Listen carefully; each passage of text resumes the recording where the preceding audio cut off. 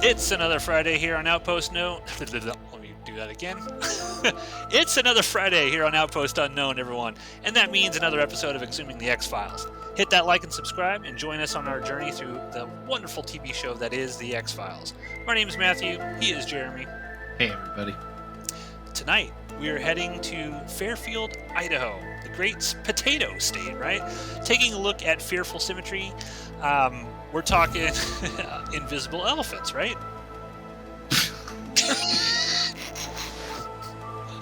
All right. So, first of all, I was taken out of the episode because they're inside of a huge... You get a couple of dudes that are scrubbing floors after hours in this really, really tall building with an elevator in it. I don't think any of those buildings exist anywhere in Idaho. I think, if I recall correctly, there's only one escalator in the whole of... Is it Montana or Wyoming? And it's in the 1-2-story building that's there. But anyway, it's all the same out there. And you get these two fellas. They're after hours cleaning, yelling at each other. That one of them was listening to music, I think. Yeah, and of course, they have to be Hispanic. Because, of course. Yeah, they clean the floors, man. But anyway, this earthquake starts happening, and they start reacting to it, and all of a sudden all of the windows bust out of the front of the hotel, and they look out at the street, and there's just this rumbling. Cars are flying off, some of these trees are bending over, but it's a very isolated earthquake. The next thing that we get is some dudes standing around in the middle of the night, some construction guys on some road crews, and they're all like sharing a drink or something, trying to stay out of the cold. I noticed that this starts showing up in a lot of these episodes lately, is that the exhalation of steam or that they're in cold weather happens a lot in these episodes. I think it starts sliding into the overly sweaty part of things. People that you can see their breath is more cinematic, so we're just going to start. Yeah. By the way, I just Googled Fairfield, Idaho. Population 410. Oh yeah, there's not. No, they're still living in mud huts out there. Sure. So we get to this road construction. All of a sudden, like the earthquake starts happening there. All of these road cones and signs just start getting tossed to the side, as it looks like almost like an invisible charging animal is running straight towards these 3-4 guys. Yeah, that Two of them jump just out like of the way. An elephant. I will say, all this stuff smashing and destroying, like even on the street in the big bustling metropolis of Fairfield, Idaho, it all looked pretty cool, I thought. Very cool. I was like, yeah, I mean, they did a good job on the effects work on this one. They did. And then two of the guys dive out of the way. The third guy stands in the way and just gets run over by some sort of invisible train. And then we get, what is it? A semi is driving down the highway through a bunch of fog. He's radioing it in that he needs to drive a little slower or some shit because of the fog. He ain't going to make it on time. Then all of a sudden an elephant just appears out of nowhere right in front of him. And he has to slam on the brakes. Yeah, hit the brakes. And I think I wrote in here, it's like, it wasn't even green screened. They had a semi with an actual elephant out on a highway somewhere. Yeah. It's like, how much did this fucking episode cost them? Yeah. Because that had to be expensive as fuck to do. Yep. I have some tidbits about that after we've discussed the episode. But then it lays down, and there's a bunch of kids, or the elephant starts dying. There's a bunch of little kids, or on the highway, there's a bunch of little kids like standing around crying. And then what happens? Something happens that we flash to the title screen, but I can't remember what it is. It's like the kid's like looking into the eye of the elephant, and I couldn't understand like what was important about the eye of the elephant. It looked like it was messed up or something. Like it had I don't know, like how like they had the black goo in later episodes in the eyes. It looks something similar to that, but I wasn't sure. Yeah, I wasn't sure what was going on exactly with the elephant. But yeah, presumably the elephant dies. Spoiler. Oh, and then we get to the title screen. Yeah. So we get back to it, and I don't know why Scully and Mulder are here.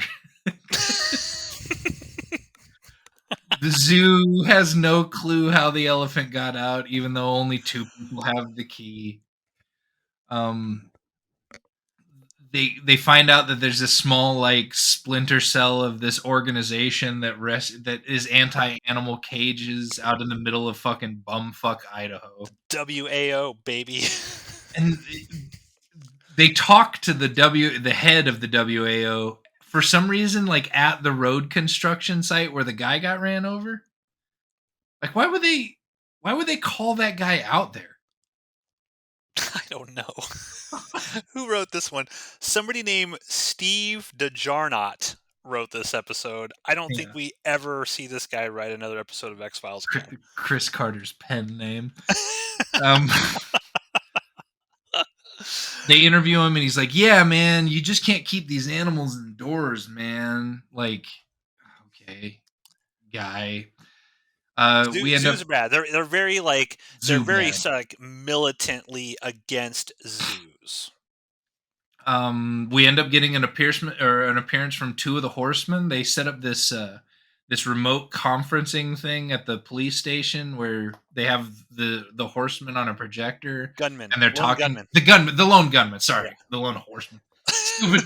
The lone two of the lone gunmen, and I was looking at it, it's like we all take this kind of tech for granted nowadays. Like we just have Zoom meetings and shit and Yeah. conference rooms, big televisions on the wall, but that would have been a big fucking deal back in 94, 95. Yeah, I wrote that as a note. I said Mulder speaks to lone gunman via Zoom.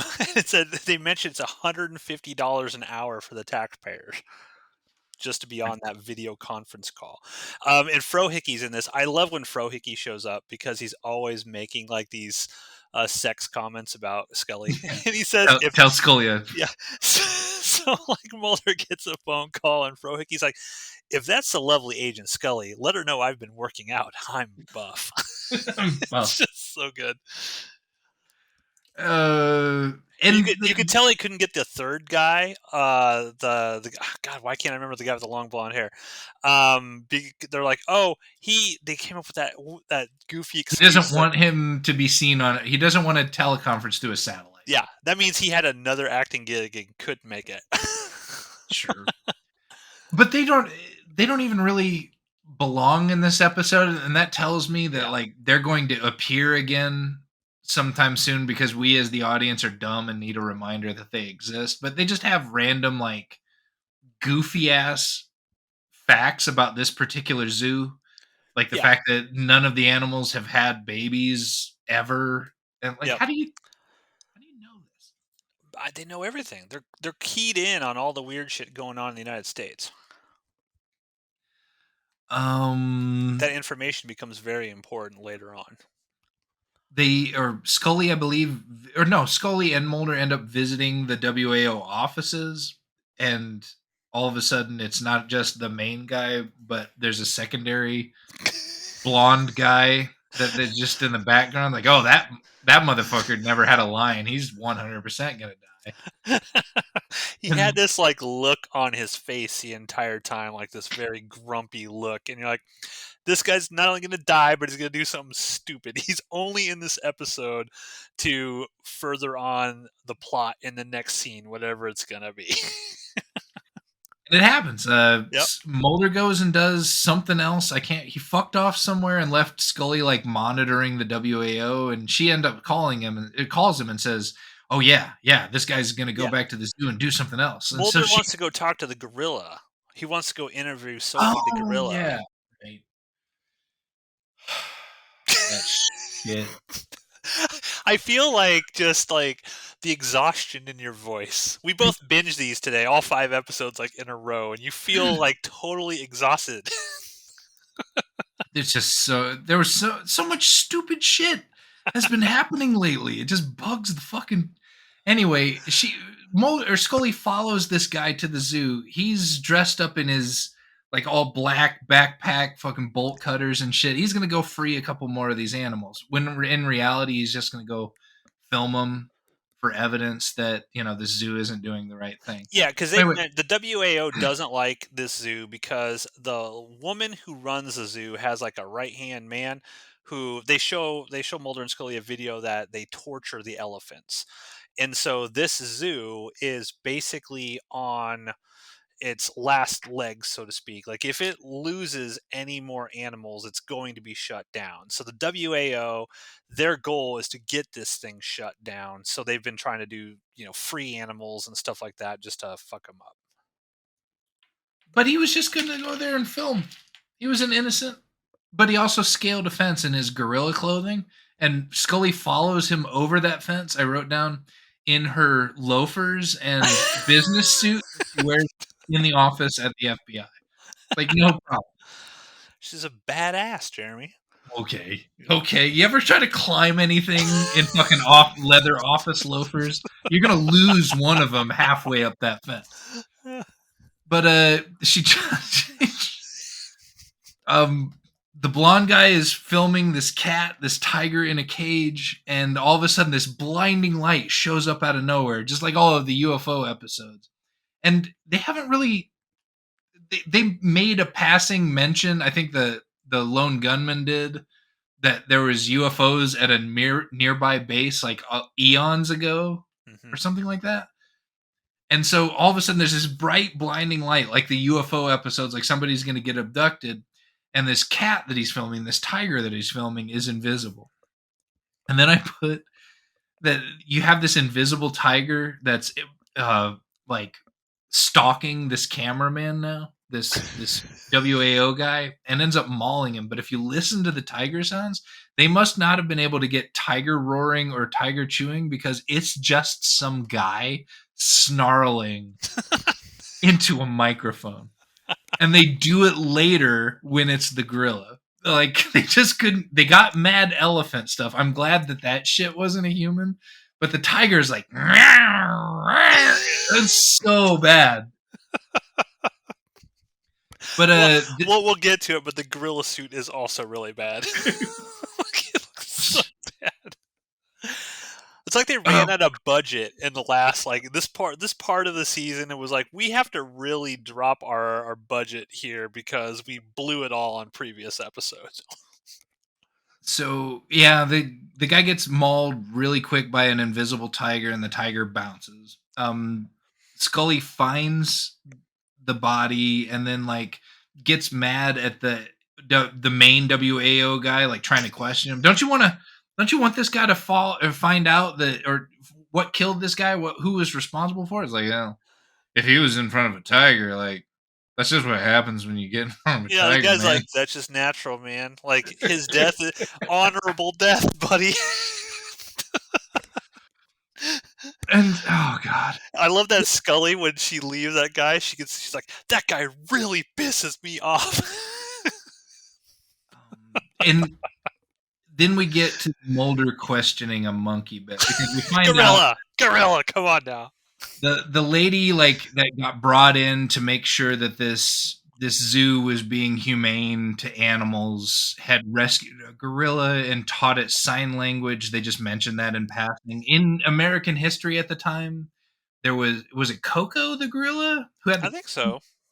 and Yeah, they I were think so. teaching it sign language and stuff, and so that was kind of a fascinating thing, which is what this episode was basically written about, I think. Just, it's just a strange thing I happened to see the other day, even before I watched this.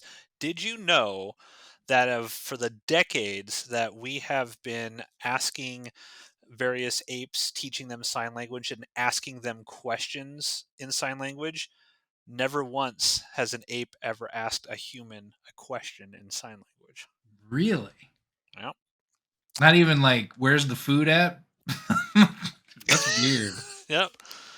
I thought it was strange too. But, okay, so they show up and they wanna talk to this gorilla, monkey, This person in a gorilla gorilla suit. suit with clearly human eyes. Ugh. It looks so bad. They try to hide it in shadow a lot, but man, when you can just see it, it looks awful. It does. It's so bad. But they end up talking to the monkey, and the monkey's like, "I'm afraid of the light." And then that somehow leads to them having doing an autopsy on the elephant corpse. And that made me think for a minute, but not quite enough to like do a Google search on what happens when a zoo just loses an elephant. And if an elephant dies in their care, what the fuck do they do with like a 3.5 ton carcass? It's a good question. I never really thought about that.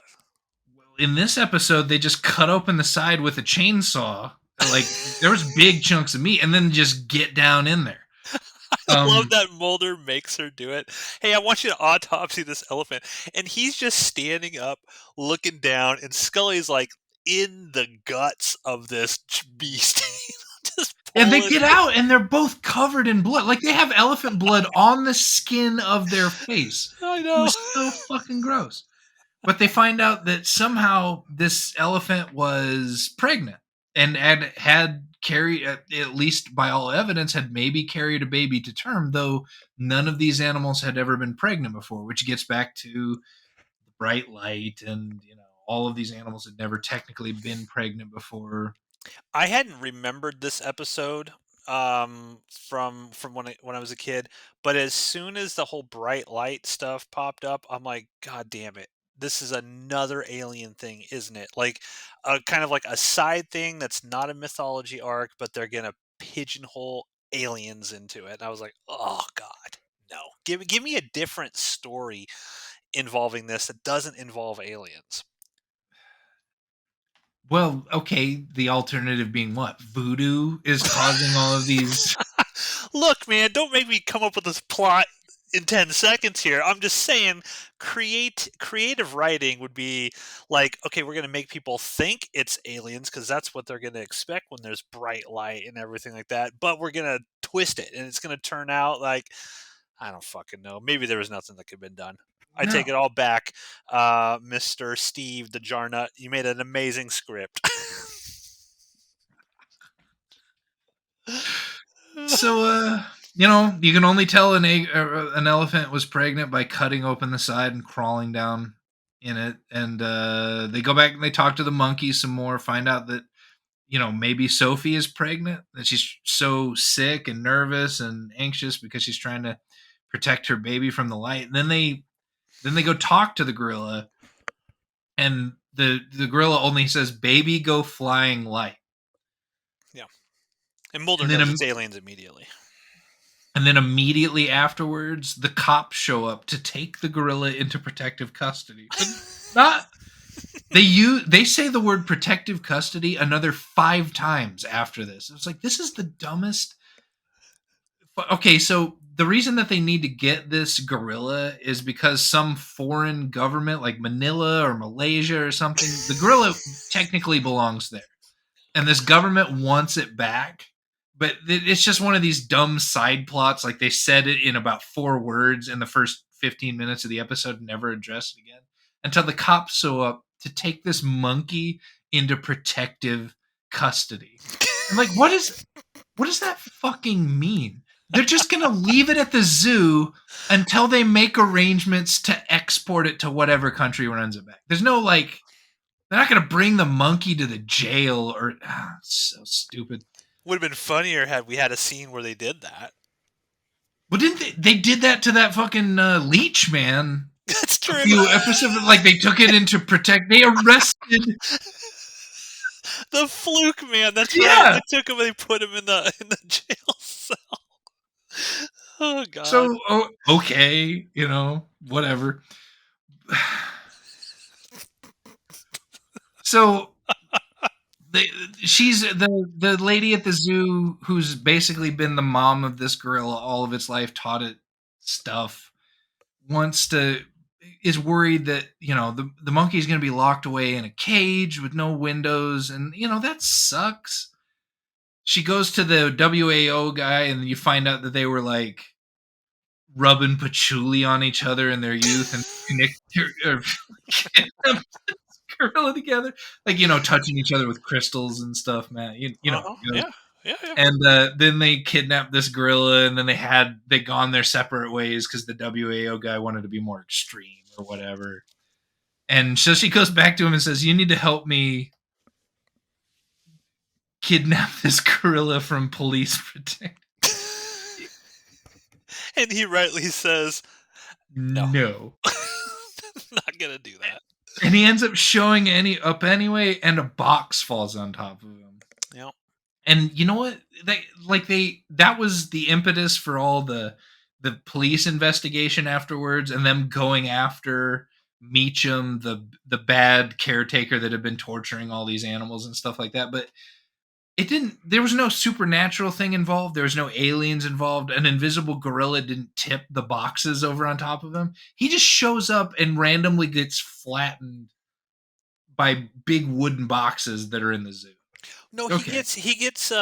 remember he gets cattle prodded.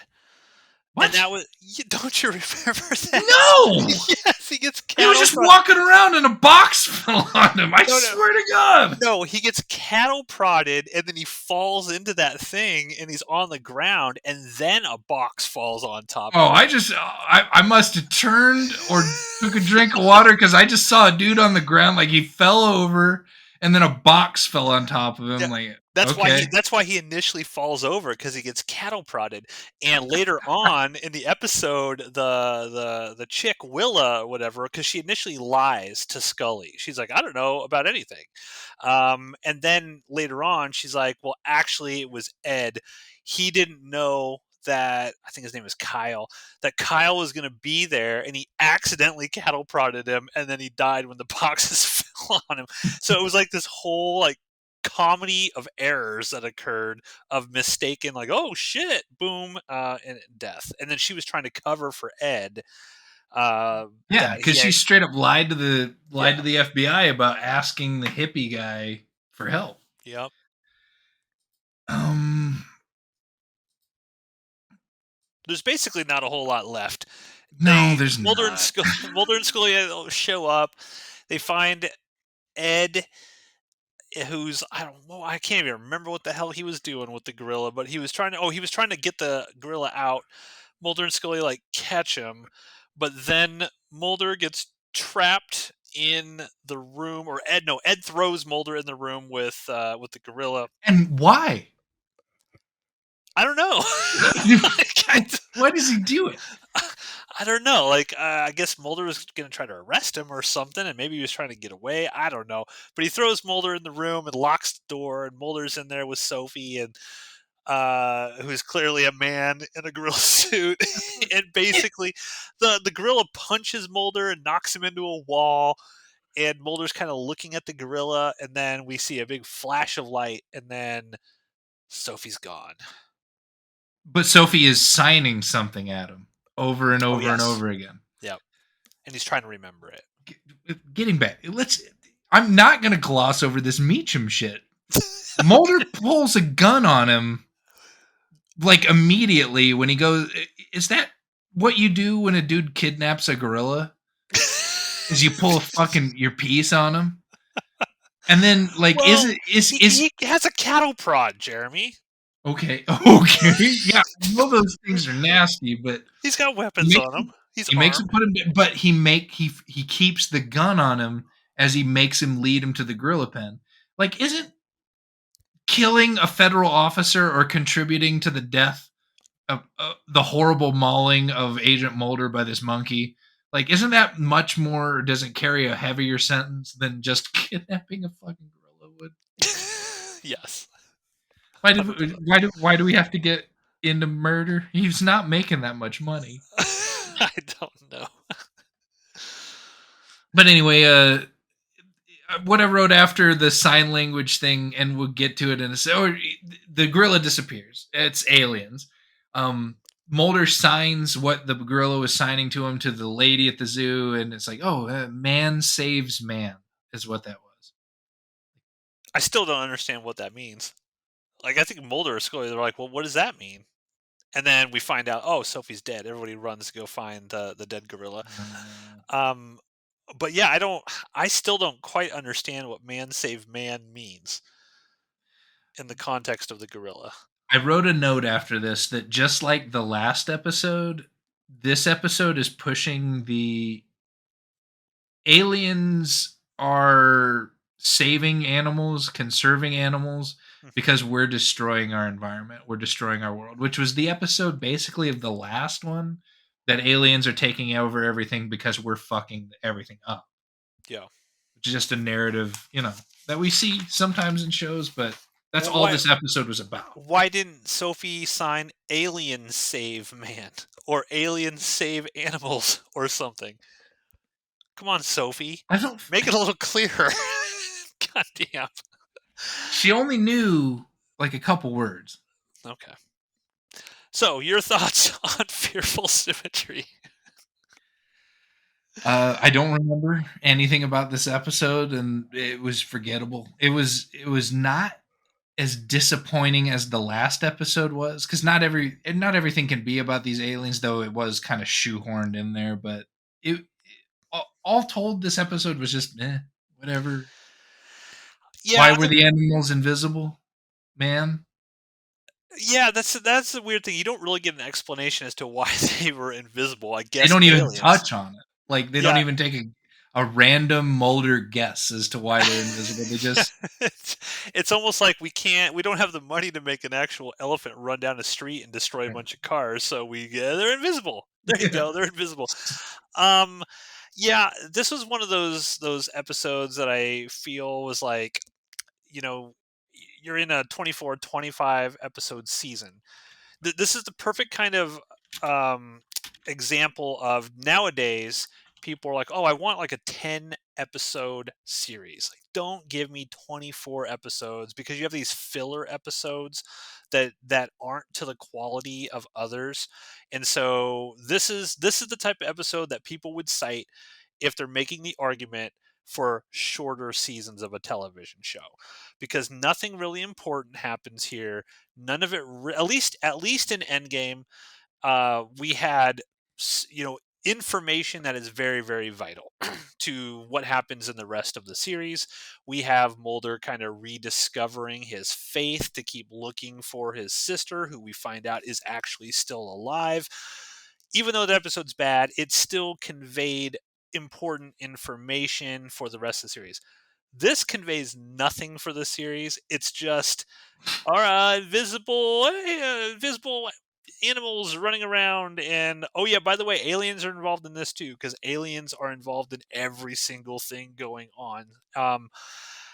Yeah, I didn't like this one particularly well, but I didn't hate it. No, I didn't hate it, but Yeah, you got to understand that we've talked about this before. Television shows that were made in this format were not meant to be binge watched. yeah, it's true. When you have a week of breathing between each episode, or even a couple of weeks at times, it gives the show this feel like none of this is happening back to back to back to back, that we have to Yes. venture all over the United States, all over North America, all over the world, in order to find these varying mystery things that all add to the mythos that is the X Files. It's just that when you watch this stuff every single time, every episode, over and over and over again, it's just like, this is really shit. Yeah, yeah, and that's a great point, because let's say you watch it on, I think it started on Friday nights, eventually moved to Sundays, but Friday nights, you watch an episode, you're like, oh, okay, that wasn't the best, but and then maybe the following Friday you watch the next episode, that might not be the best either, but you've had a whole week where you're not even thinking about the next episode, so it feels fresh and new to you. Whereas, yeah, if binge watching this stuff really kind of lessens the impact that it otherwise would have, I think. But yeah, so there you go. Fearful Symmetry. Some fun notes about this one. Co producer JP Finn later revealed that the trickiest part of the episode was securing the use of an elephant, as this necessitated the show securing a permit for the animal to pass into Vancouver. The producers hit another roadblock when it came to animal cruelty laws, several of which had been passed in British Columbia that prohibited the use or appearance of large animals like elephants, to protect them from being exploited by unscrupulous circuses. In order to circumvent these rules, scenes filmed with Bubbles, who was the elephant, were shot, quote, on a quiet country road, unquote, in South Surrey, where those laws were not in effect. So yeah, they did take the elephant right out onto a random road in order to film it. A live tiger was also used in this episode, and the production crew struggled with keeping it calm and warm, given that Vancouver's climate is drastically different from the one in which the tigers evolved to thrive. And Scully's elephant autopsy. I don't know what it is. I wrote necropsy there. Autopsy of the elephant is one of Gillian Anderson's favorite scenes in the entire series. So she liked getting in that elephant, digging around. That'd be fun to shoot. Ew. So there you go, folks. Fearful Symmetry. It's not that great. It's not horrible, but you could probably skip it. Stay tuned next week. We're gonna get old real quickly. We're gonna talk Dod.com, which is a episode that I remember distinctly from my childhood. And when I realized that was the one coming up, I was very, very excited to see what I thought of it as an adult. So we'll see you next Friday on Outpost Unknown.